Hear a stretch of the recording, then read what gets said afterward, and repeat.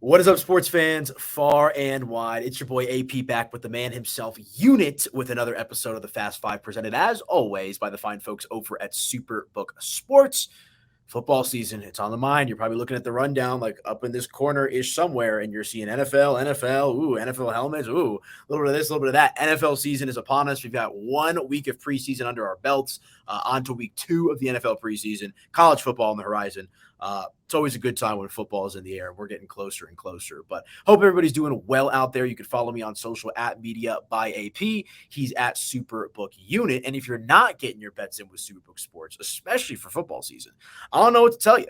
Best odds, quick odds, everything you want. Good, diverse betting menu from our good friends over at Superbook Sports. And when you use my promo code APBETS, you'll get yourself a bonus of $250 when you sign up, deposit, and place a wager in the exact same day. That's promo code APBETS with Superbook Sports. And away we go. Football season is upon us, my friend. Available in Colorado, Arizona, Iowa, Tennessee, New Jersey, Ohio, Maryland, Nevada. Handful of other states coming as well. What's up, buddy? How we doing?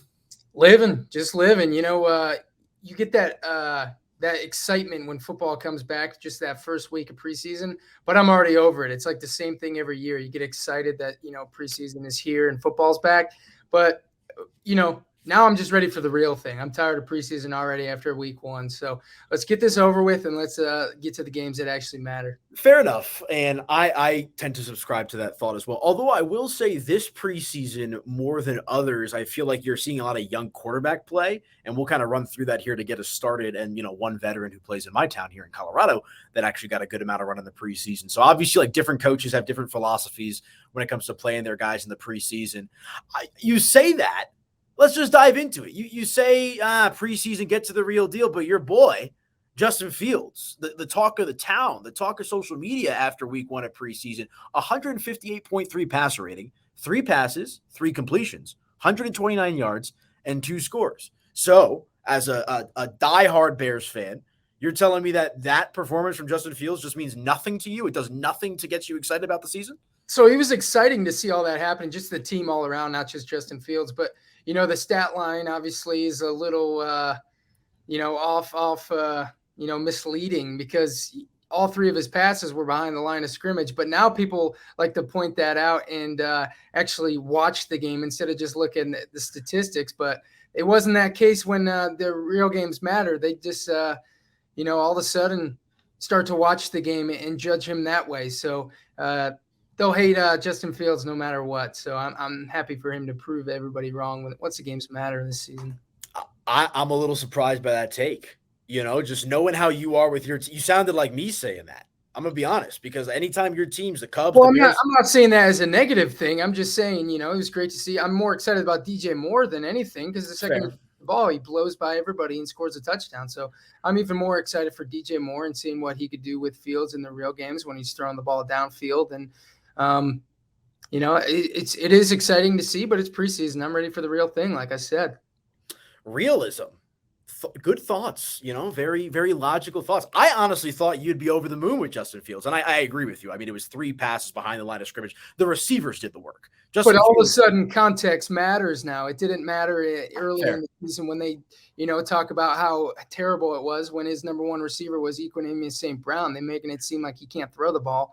But now that, his stats are amazing, the context suddenly matters. Fair. And I subscribe to the same belief. There's a couple quarterbacks that I feel like could do something to make me feel some type of way in the preseason. Justin Fields is not one of those guys. Like, I agree with you that the jury is still very much out, and we got to see him do it in the regular season, especially, with DJ Moore and, some of the other stuff that they're developing offensively over there in Chicago. But yeah, I mean, all social media, all afternoon, what was it? Saturday, I think they played. And it was just all Justin Fields this, Justin Fields that, Bears, which I respect. Like, I'm not a Bears fan, but like, I root for the teams that, haven't been good in a little while. So, I'm happy for you. A lot of that was probably me on Twitter. Probably. So, that's what 90% of my feed is. Fair enough. No bias behind it either. Like it. All right. A couple other noticeable. I mean, a lot of the young guys played. Anthony Richardson only, 7 for 12, 67 yards and a pick. I'm much like with Justin Fields as I am with Anthony Richardson. I know he was named the starter in Indianapolis, but until I see him in real games, not like he lit up the world in preseason, like it's not doing much for me. Now, here's one that I'm very interested in. I think this guy's going to be a player. I know you're going to throw up when I say this, but Jordan Love, these little practice videos, 7 for 10, 46 yards, a touchdown. I don't know, man. Tight spiral coming out of his arm. I don't know, man. I'm curious about this Jordan Love cat.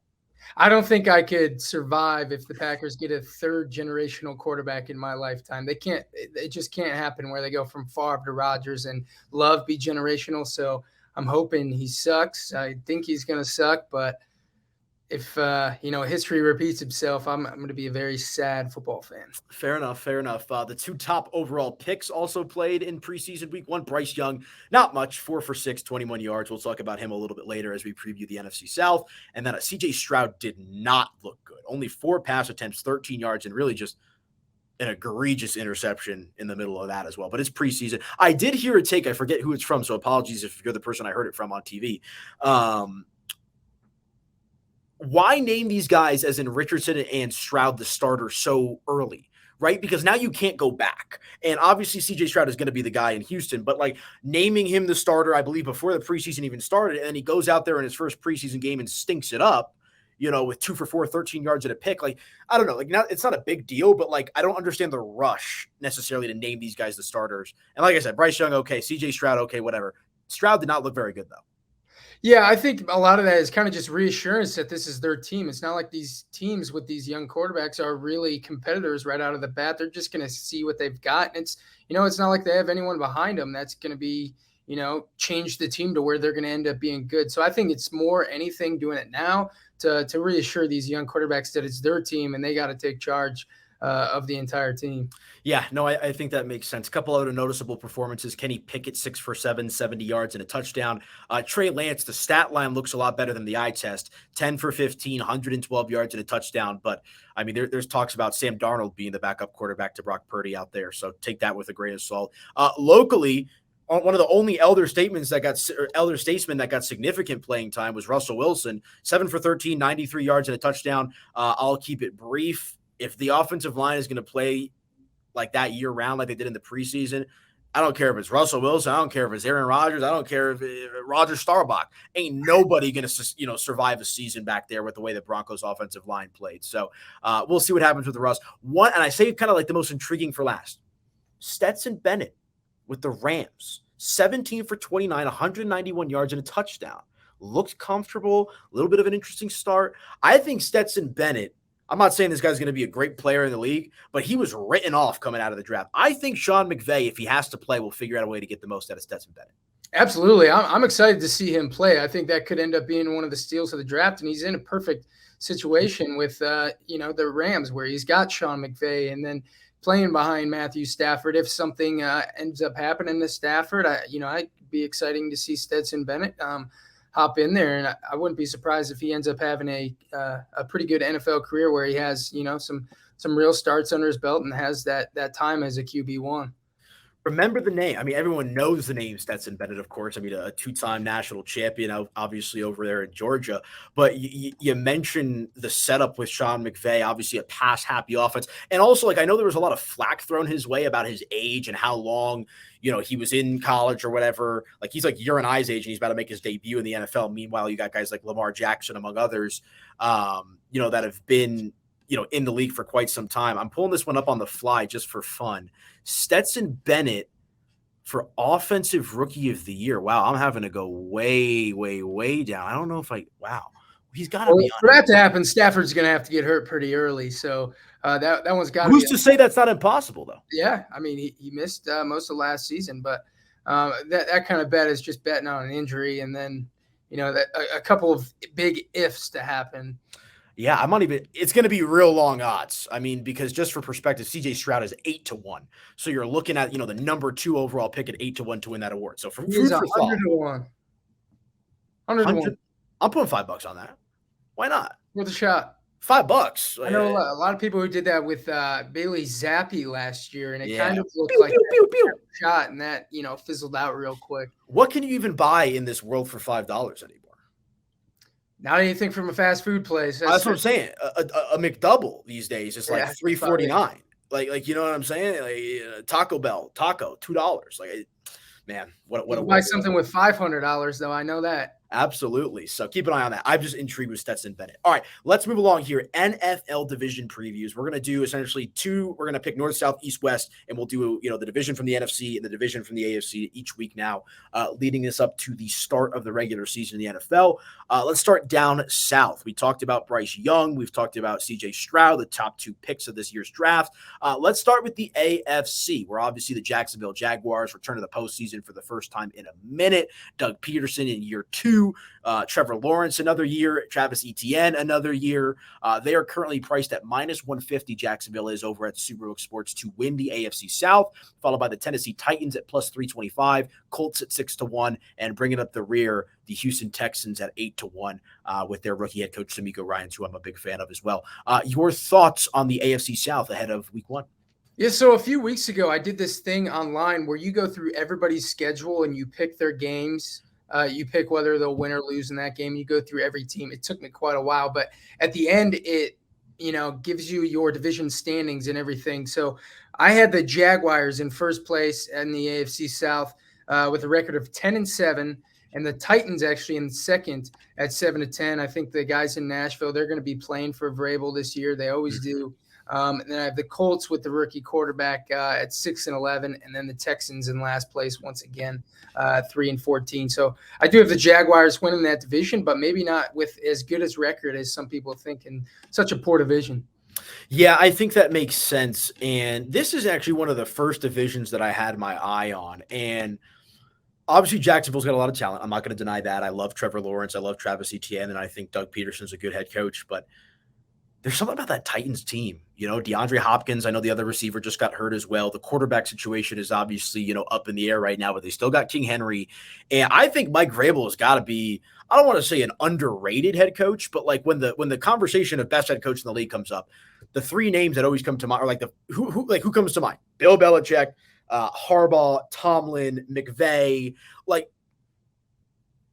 what's it now? I'm forgetting his name. Vrabel. Sorry, I completely spaced on his name there for a second. Vrabel absolutely belongs in the mix with all of those guys as well. He's he's an elite head coach in the NFL, in my opinion. Guys want to play for him too. He gets the guys fired up, and you see how he is in interviews and talking to the team. Everybody wants to play for him, and you can really tell what his players think of him. Yeah, that's a good point. And at the end of the day, the reason that I've got my eye on Tennessee is they won 7 games last year with as dysfunctional as they are. You add DeAndre Hopkins, who's the ultimate third down, move the chains, throw it up in the red zone. We'll see what happens with Tannehill if they could, once again, lean on the run game. Look, I think Jacksonville is appropriately priced. I'm shooting a dart absolutely on the Tennessee Titans at plus 325. Decent odds, because here's the thing. It's not like we're talking about the Chiefs or the Patriots or whatever it might be of old. This is the Jacksonville Jaguars. There's no guarantee that just because you were good last year automatically means you're going to be good this year. And if there's a team that I think can flip it on a dime and be competitive once again in that division, it's going to be the Vrabel-led Tennessee Titans. So I understand where Jacksonville's at, but I love Tennessee. I think that they're going to be they're much like the Steelers in the sense of you can never really count them out, especially when they're playing hard. And, let's see how the beginning of the year goes among some other things. I mean, their win total is only 7.5, minus 120 on the over. I would probably bet that as well. So I like Tennessee for the season over 7.5, but I'm shooting a dart on them to win the division. Yeah, I do like that price. You said it's just over 3-1, or it was 3-1. I mean, for the Jaguars to be minus 150, I do think they're going to win the division, but there's definitely value there on the Titans because I do think they're going to be in second. They're going to play some teams close, and I think they're going to have some pretty good upsets this season too. Yeah, we'll keep an eye on that. I think the Texans might be better than people think. I think Ryans is going to be a good coach, and the Colts to me are the ultimate wild card. So I don't really know what's going on out there in Indianapolis. I think they'll be exciting, but I wouldn't count on them making the playoffs or anything. But they're going to have some exciting games, maybe pull off an upset. I'm excited to see Richardson play. Me too. A lot of hype coming out of Colts camp about Anthony Richardson. All right, let's move along here to the NFC South. No Tom Brady, as he is retired. Let me ask you this. You think he's going to stay retired? Next best thing, they got Baker Mayfield. And Kyle Trask. Yeah. Way to pass the torch, Tampa Bay. And that's the thing is, Bowles, not big on him as a head coach. I mean, we saw what happened with the Jets. They're appropriately priced, 9-1 odds to win the NFC South. That's bringing up the rear. The favorites are the New Orleans Saints at a short plus number at plus 125. I'm surprised the Falcons are at plus 205, second shortest odds to win the division. I mean, did I miss something? I know Bijan Robinson's nice. But like their quarterback situation, aren't like I don't know, man. Kyle Pitts still kind of a question mark, and then the Panthers at plus 360. Your thoughts here on the NFC South ahead of the season? Yeah, so actually, whenever we did this earlier in the year, we did something where we went through the teams that we see going from worst, who finish in last place, to first just in one season. And my pick was the Atlanta Falcons. And I think at that time they were plus 285. Now they're down to plus 205. So after I did that thing I was talking about, the generator to figure out your division standings, I had the Falcons in first at 10-7, and the Saints and Panthers right behind at 8-9. And then the Bucks in last at 4-13. So I do have the Falcons winning that division. I think they're going to be a lot better than people expect. But once again, another piss poor division. Yeah, these guys are going to beat up on each other. I mean, when you got to play the teams in the division twice, it opens up some opportunities. So I'm not as sold on Atlanta as you are. I'm sure as hell not sold on New Orleans. I like Derek Carr. I think he's good, but like the rest of the team, I'm just a little iffy on. The team that I've got my eye on is Carolina. And I'm not saying to win the division, but like a team that I think, maybe has some upside, maybe could win 9 games, maybe if all things go well. I mean, you're talking about Bryce Young, number 1 overall pick. You got an offensive-minded coach in Frank Reich that was dealt a bad hand in Indianapolis. So I'm not giving him a pass on that, but I do think Reich can get this team back on track. Obviously they lose DJ Moore, which is painful, but you got Bryce Young for it. You bring in Adam Thielen. They brought in Ejiro Evero as the defensive coordinator. So speaking of that division, and I actually did a write-up about this for Superbook Sports. I believe their first 2 games are also divisional games, if I remember correctly. I think Carolina is going to be a fun team and one that I would probably keep an eye on myself. Their win total, the Panthers, is at 7.5, juiced to minus 125 on the over. But one other thing that I'll just kind of throw out there is we're chatting about these divisions and whatnot. You can get right now, if you're a believer in Bryce Young, 4-1 odds to win offensive rookie of the year. And who's the only person who's priced ahead of him right now in Superbook Sports is his division rival, running back Bijan Robinson. So I like Bryce Young offensive rookie of the year at 4-1. Get it while you can before the number comes down.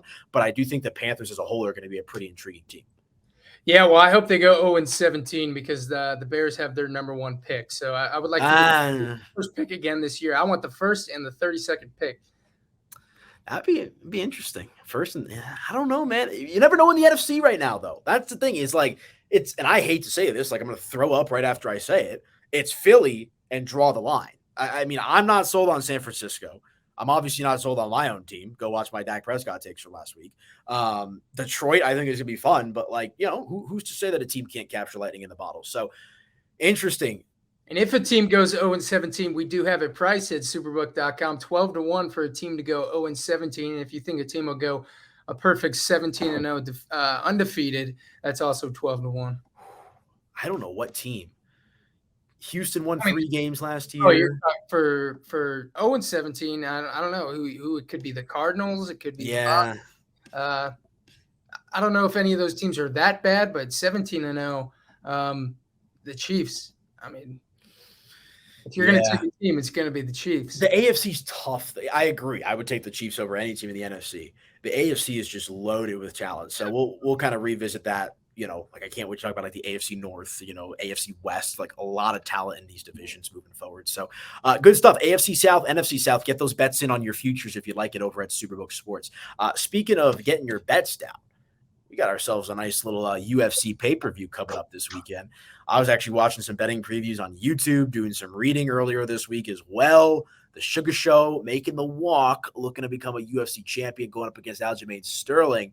And obviously, I feel like Sean O'Malley has been, I don't know, probably one of the more hyped fighters of the last, in recent memory. Like, I feel like I'm trying to think of guys that have, it's Hamzat, Sugar Show, Ian Gary, like, you know what I'm saying? There's only a handful of other fighters that I think have reached this level of hype as Sean O'Malley. He's the plus 210 underdog and going up against Aljo at minus 260. Your thoughts, Mr. Unit? Yeah, so O'Malley's already a guy I've taken on this for this fight, just because, the big question on this is if Aljo's going to take him down right away and just have his back the entire time, as he's done in most of his fights, because he's the best at that. They call him the human backpack. He gets into that position. Once he's got you, body locked, you're in trouble, and especially if it's early in the round.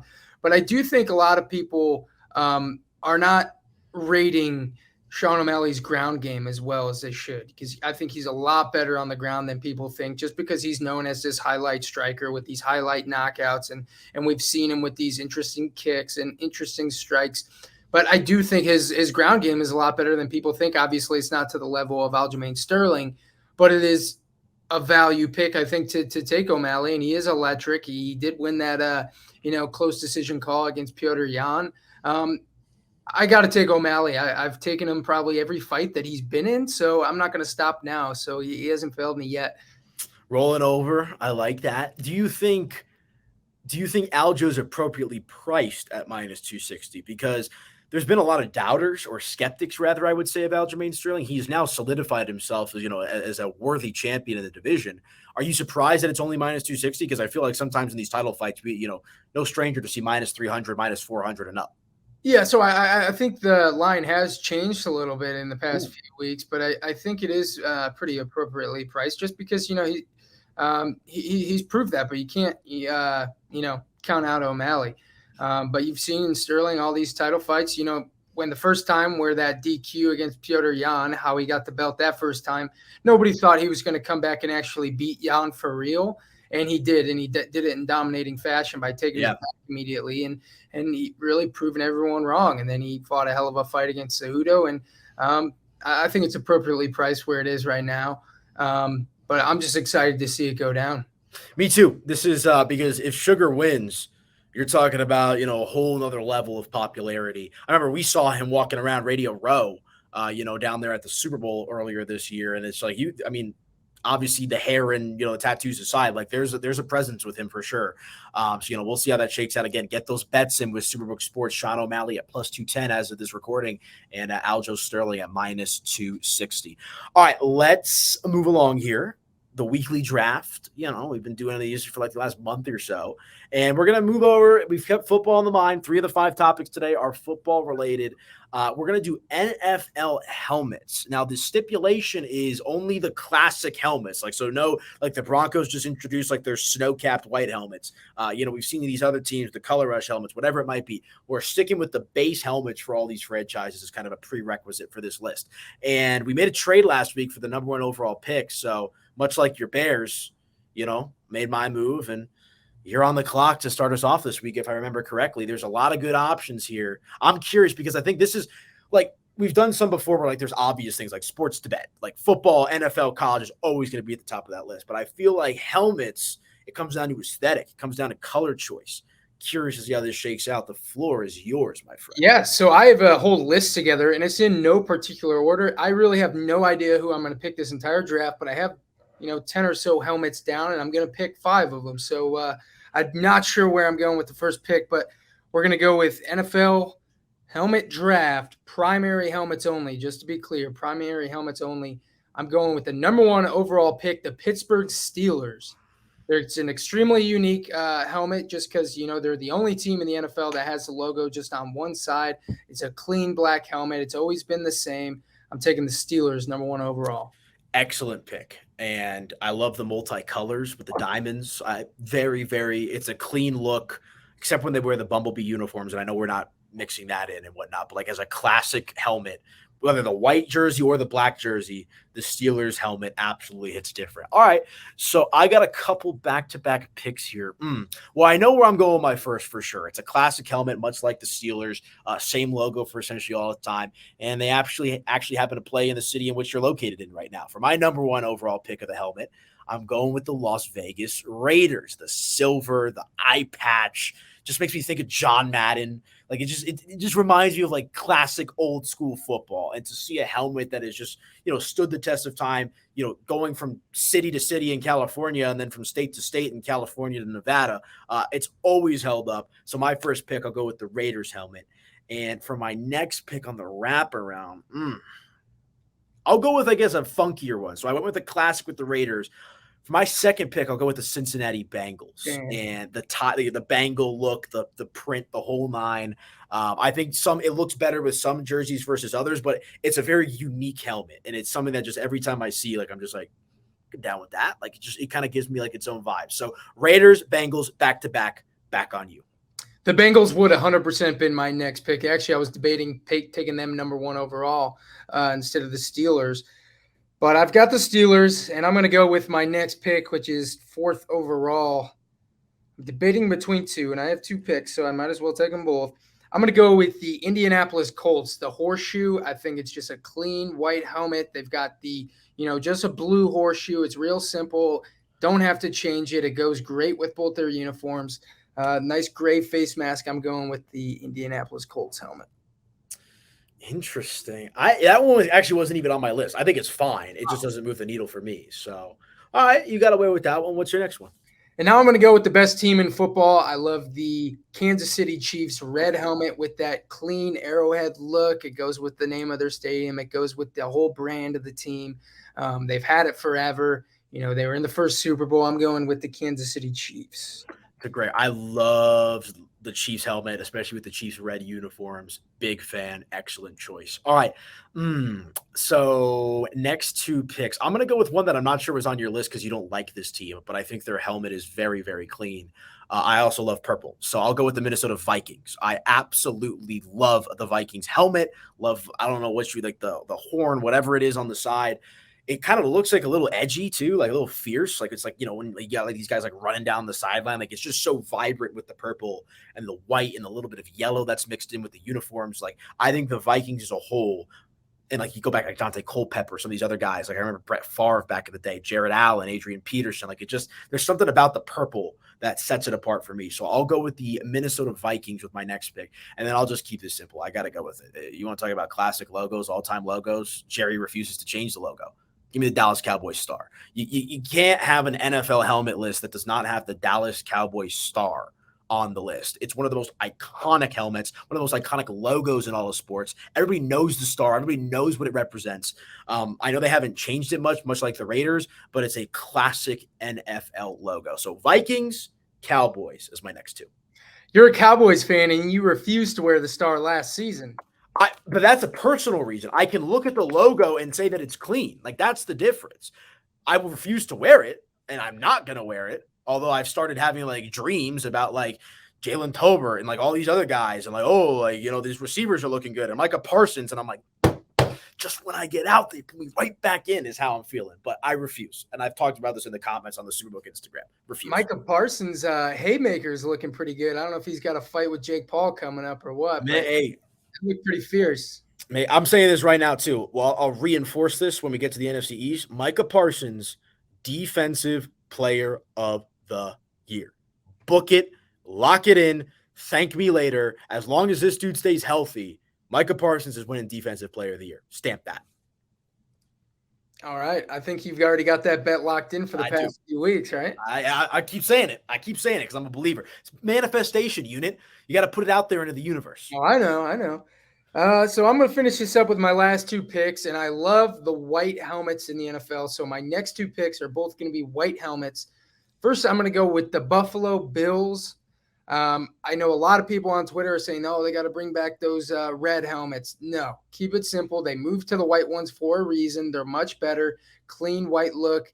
Buffalo Bills helmet off the board. It's a good one. And then I'm going to finish it off with my last pick. I think it's, arguably the best uniform altogether in the NFL. This is just helmets. I'm going to go with the Los Angeles Chargers. They got that clean bolt on the side. Reminds me of LaDainian Tomlinson, all the greats that played for him. I'm going to go with the Los Angeles Chargers to wrap up my board. That's a good one.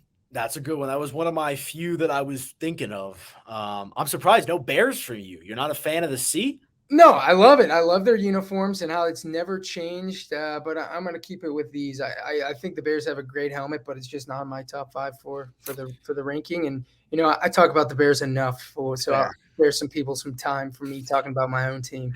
Fair enough, as I obviously did not do that. So for my final pick, I got a few other names written down here. It's really between 2 teams that wear blue. I'm going to go with the one that represents winning a little bit more. I'm going with the New England Patriots. I love the silver. I know the logo itself is like a little, I don't know, obscure, but that logo has been ingrained in my head, and that helmet has been ingrained in my head for as long as I've been alive. And there's just something about they're a very fierce team, obviously, but when they wear like those navy blues, with the silver pants, and they come out of the tunnel and they're playing like those late December, January night games, primetime games with the silver helmet. There's just something about it that hits different, and I think it represents winning. So for my final pick of this helmet draft, I will go with the New England Patriots. That one wasn't even on my board, but they do have, we're only doing the primary helmets, but I do love their white helmets with that Patriot guy on the side. I think those are one of the cleanest helmets in the NFL. If we were doing all of them, that's one I would have definitely taken early. But I'm not, they don't do it for me, just the regular primary ones. But for my honorable mentions that I had listed, I had the 49ers, of course, the Bears. The Rams, a lot of people shit on their new uniforms, but I kind of do like the look, especially like those bone jerseys. But I think their helmets look pretty good. It's probably the best Rams helmet that they've ever had. The blue and kind of modernized ram horn on the side, and then the Browns, just a clean orange helmet with the brown stripe down the middle. I like that, how it's just classic. They're the only team who doesn't have a logo on their helmet. And that's all I have for the honorable mentions. You any in mind that we didn't mention? No, the only one that I was debating was the Giants. But I actually find myself liking the old Giants with like the old, like when they as Giants. Yeah, they would write it out like the those are better. I think they have worn those recently. Yeah, it's like but they have worn them. I think it's part of their color rush. So I was debating between the Giants and the Patriots for my last pick. I actually prefer the Broncos' new helmets over the old school D, which I know is probably an excruciating hot take. Yeah. I know a lot of people do. I like the Broncos logo, and they call it Demon Horse out here, and I like the navy blue. Like, I don't know if I want I like the powder blue backing kind of like as an accent, but I think the Broncos white uniform is one of the cleanest in the NFL. Like, I really do believe that. I'm a big fan of the Broncos white uniform. Well, there's only one blue and orange team in the NFL, and we all know that. Win a Super Bowl. Maybe Broncos just won one a few years ago. I'm just saying. Look right there. We got the second longest playoff drought behind the Jets. So when was the last time the Bears won a Super Bowl, my friend? How old was your parents when the Bears won the Super Bowl? Let's not make this about Super Bowls. Let's get to the playoffs first. I'm just saying. But no, I had the Jacksonville I had down there, and I think we've talked about everything else as well. So get some good helmets. Yeah, some good helmet talk. So I'm ready for the real football and enough helmet talk. We'll get to some real football talk soon. I can't wait, dude. I'm ready to go. So, all right, let's get out of here. Before we do that, thumbs up, thumbs down. One take that we give a thumbs up, one take that we give a thumbs down. Floor is yours, my friend. All right.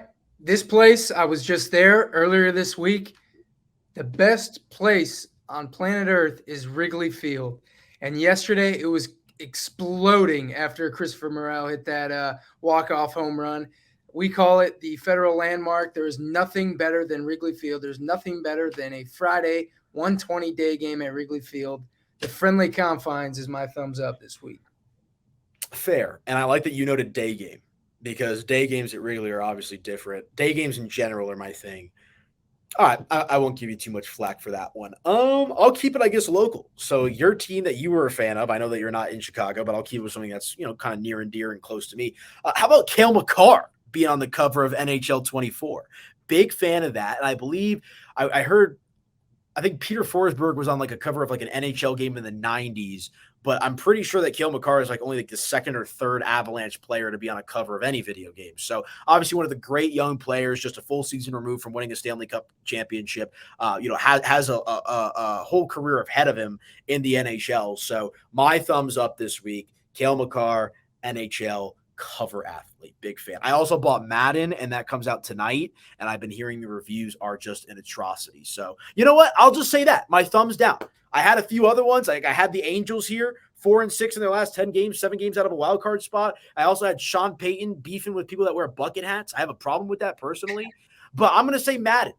I'm going to keep it video game centric. Thumbs down. I haven't even played the game yet, but I already know it's going to be cheeks. I already know it's going to be the same damn thing that we've seen year after year after year after year. Have you seen the Jalen Waddle emoji that they put in the game? It's the most egregious thing. He looks like a zombie walking around in The Walking Dead. They can't keep getting away with this. And the games are $10 more now than they were back in the day. $70. $70. These games are a joke. You got to fix the Madden, even though I bought it. So I guess I'm part of the problem. But I go every 3 or 4 years before I buy a new Madden. So thumbs down, Madden. My expectations are at rock bottom. Yeah, I've seen all the glitches and everything, people who playing it early and everything, like on TikTok, they would just be like, you get hit and fly, 20 feet in the air and everything. And when are they ever going to make it realistic when a quarterback runs? They don't fumble every time a quarterback runs. And in Madden, you cannot run the ball with a quarterback and him not fumble. You can barely get touched and they fumble no matter what. If you don't slide, you're guaranteed to fumble. That is so unrealistic to a real NFL game. Maybe fumble more than the other players, but they don't fumble every single time they get touched. Linebacker back to the quarterback, just interception like this. Like, don't even see the ball, just pick it off. I saw a tweet. Apparently, like Patrick Mahomes, like has his tongue out now, like in some of the passes. Like, you could see that. Pick something else instead of adding something pointless like that. You still can't throw a corner route in this game. You can't throw a corner route, and you got Patrick Mahomes sticking his tongue out. Like, it's just. I'm the same way with Call of Duty. Like all these games these days, money grab, money grab, money grab. It's never about the quality. Why can't we get some competition? Where's the 2K football game? Where's the 2K baseball game? Where's NBA Live to compete with 2K and basketball? The sports video games. I mean, you and I growing up, what did we have? MVP baseball, The Show, 2K baseball, Ken Griffey Jr. baseball. Competition, breeds good performance because you're competing. So sorry to go on a tangent. Video games suck right now for sports. I hear you. So my thumbs down. I'm going to keep it real short, real sweet. If you call quarterbacks like Justin Fields and Lamar Jackson running backs, I hate you, and you deserve my thumbs down. Fair. Not bad for a running back. I got that Lamar Jackson bite in the back of my head at all times. So I like it, dude. I like it. I'm ready for football. I'm ready to get my bets in with Superbook Sports. And again, use my promo code APBETS. You'll get yourself a bonus of $250 when you use that promo code APBETS. And away we go. We'll do some more divisional previews next week. We'll figure out another draft topic. If you have any draft topic suggestions, hit us up at Media by AP, at Superbook Unit. We've got a handful in the can, but maybe there's some things we haven't thought about. So hit us up on the socials if you got any draft suggestions. And good luck on your UFC bets. If you're betting the baseball along the way, good luck as well. And away we go. Any closing thoughts, my friend, before we get out of here? Let's win some UFC bets this week. It's you took it in the draft, even though it's one of my favorite sports to bet. It's nothing more electric than betting UFC, especially when it's a pay-per-view. And it's a place where they're not always at all the time. They're in Boston, so it's going to be fun to see those fans out there being rowdy. And I think that's Dana White's hometown, so it'll be fun to watch. I tend to agree. We'll see how it shakes out. But all right, guys, that's going to do it for us. Another episode of the Fast Five in the books. Use that promo code APBETS when you sign up with Superbook Sports. Get yourself that bonus, and away we go. Good luck on the wagers this weekend, and we'll chat with you guys next week.